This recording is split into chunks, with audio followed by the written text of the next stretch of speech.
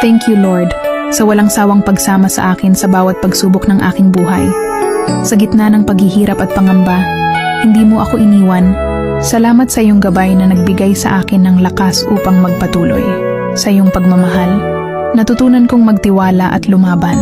Sa bawat luha at pagsubok, ikaw ang naging aking kanlungan. Sa iyong mga kamay, alam kong may bagong simula at mas matatag na bukas. Patuloy akong susunod sa iyong kalooban dahil alam kong ang iyong plano ang pinakadakila. Walang imposible sa iyo, at sa iyo ako lubusang magtitiwala.